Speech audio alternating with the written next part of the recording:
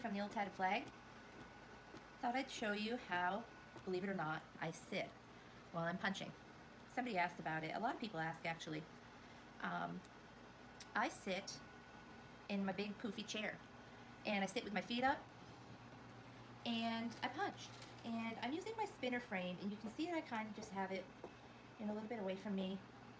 When I want to turn it, I just kind of turn it, continue punching. I'm not a super fast puncher,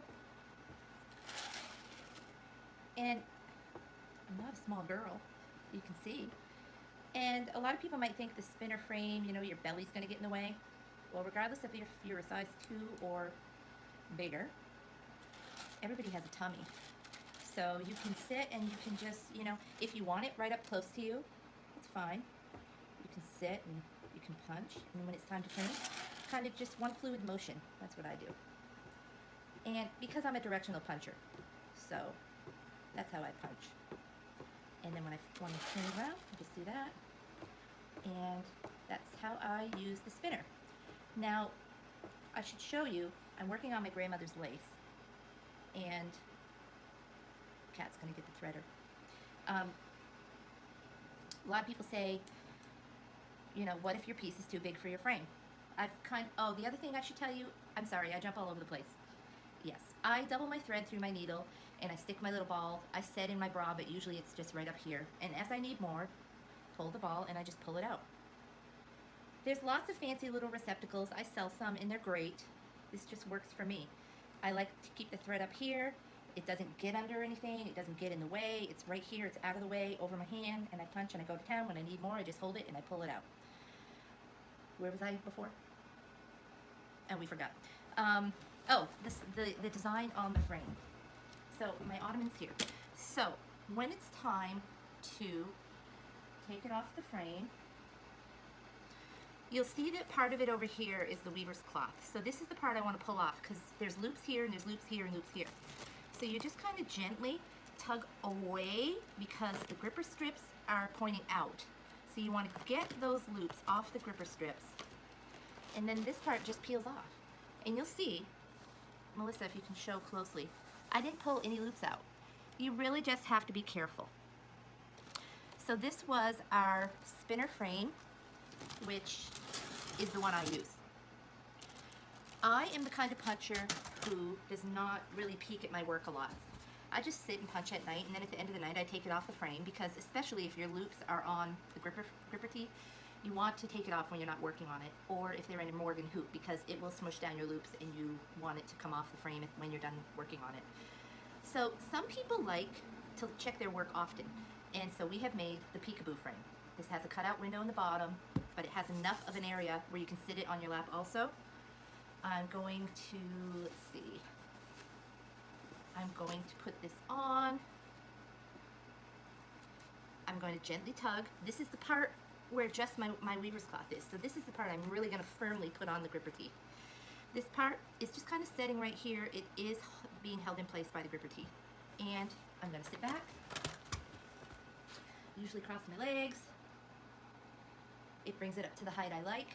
Stick the ball in my shirt. This one is not on a spinner, so I'm just going to turn it as I go and punch away. And then if I wanted to, I can check my work underneath. That's why the peekaboo frame's nice. A lot of people, they don't sit back like this. They may sit like this. I should say that they'll sit up and they'll be working with the spinner. They'll be punching away and they'll turn it, this is great. They'll be using this. Some people, they might want to sit in a higher straight back chair and put it on a higher table. Be sitting right here. This has a slight slope, you'll see, slopes to the front, so that they can punch and spin. Now we are also working on a floor stand that will allow me to sit in my chair, have my feet up, and hopefully put the frame right about here. This involves engineering, and I just don't have that in me, so someone else is working on this for us right now. And it'll be able to still spin. But truth be told, I still will probably just use it in my lap like this and turn it as I need to. So those are our punch needle frames. Hi, it's me again. Now we're going to talk about our rug hooking frames. So you can see right here that Mom's working on our floor stand. The floor stand has a nice big working area of, from the inside, 19 by 10 inches. So it's a nice, larger than average working area. It has little board here, I don't know what you call it. Footrest. Rest, yes, that's what it was. That's what I was going to say. The nice thing about this is I want to show you that we have 2 holes under here for a different slant on the frame. So if you like more of a slant, you're going to put it on the higher hole. I happen to like this for punching. So if I could work on my grandmother's lace, which is the big design, on this frame as well. And then if I didn't want the slant so much, I just remove this from the holes and lower them to right there. Right there. And the good thing about this one is it's very lightweight. So it's good, and it folds up. Very lightweight. Great to take to hook-ins, take to your hooking group. This is a nice frame. This is also on our website. We also have just the regular, good old, standard, basic rug hooking frame. These are made of cherry, so it's a nice solid wood, and the edges are slightly curved, so you can see the gripper strips extend down over the edge, which holds your fabric super, super tight. Really, really tight. This working area is, I should know this, inside working area is 12 by 9, and the front of the frame slightly slopes forward for when you are working. Now, if you are a puncher who's considering a frame and you're also a rug hooker, rug hooking frame will work for both because you can fit your hand under the hook and you can punch from the top.